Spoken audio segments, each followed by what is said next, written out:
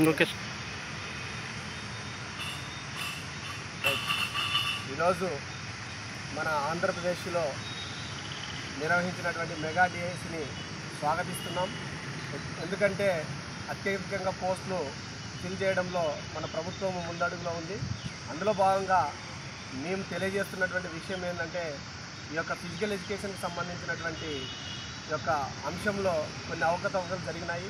వాటిని నివారించాలని చెప్పేసి, వాటిని అరికట్టాలని చెప్పేసి ప్రభుత్వానికి డిమాండ్ చేస్తున్నాం.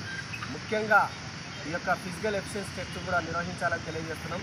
అదేవిధంగా మేజర్గా ఒక పాయింట్ని ప్రభుత్వ దృష్టికి తీసుకెళ్తున్నాము. రేపు సర్టిఫికేట్ వెరిఫికేషన్లో ఈ యొక్క ఆధార్ కార్డు, పాన్ కార్డు యొక్క స్టేట్మెంట్ని పరిశీలించాలి. ఎందుచేత అంటే ప్రభుత్వము మరియు ప్రైవేటు ఉద్యోగాలు చేస్తూ ఈ యొక్క పీపీడీ సర్టిఫికేట్ని డైరెక్ట్గా ఎగ్జామ్ రాసి సర్టిఫికేట్ని పొందడం జరిగింది. వాటి వలన రెగ్యులర్గా ట్రైనింగ్ చేసినటువంటి అభ్యర్థులు నష్టపోతున్నారు. అది జరగకూడదని చెప్పేసి మా యొక్క అభ్యర్థన. అదేవిధంగా ఈ యొక్క 4th సెమిస్టరు రాయకుండా డైరెక్ట్గా నేరుగా ఎగ్జామ్కి అప్లై చేశారు. కొంతమంది ఈ యొక్క కోచింగ్ సెంటర్లో ఉన్నటువంటి వాళ్ళ యొక్క స్వలాభం కోసము ఈ యొక్క తప్పుదావ పట్టించి అభ్యర్థులను అప్లై చేయించి ఎగ్జామ్ రాయించారు. అది చాలా తప్పు.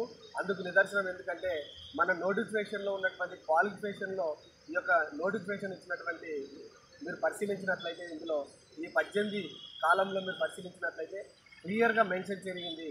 నోటిఫికేషన్ ఇచ్చినప్పటికే పూర్తిగా, అంటే నోటిఫికేషన్ క్లియర్ అయినప్పటికే పూర్తిగా సర్టిఫికేట్ అంటే పూర్తిగా బీపీడీ కంప్లీట్ చేసి ఉండాలి, వారికి మాత్రం ఎందుకు అని చెప్పేసి ఇందులో క్లియర్గా గవర్నమెంట్ మెన్షన్ చేసింది.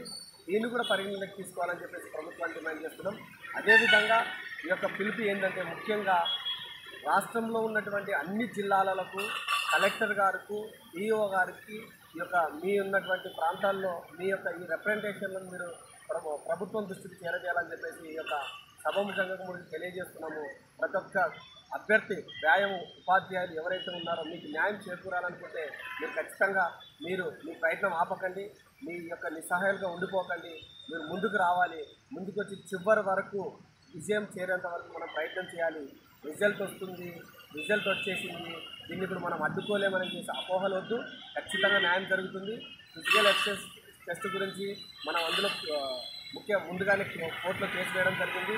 అది కూడా మనకు ఫేవర్గానే జరుగుతుందని ఆశిస్తున్నాం. అదేవిధంగా దీనికి సంబంధించినటువంటి ఈ యొక్క నకిలీ సర్టిఫికేట్లను మనం ఎలిజిబుల్ కాకుండా చేయాలి.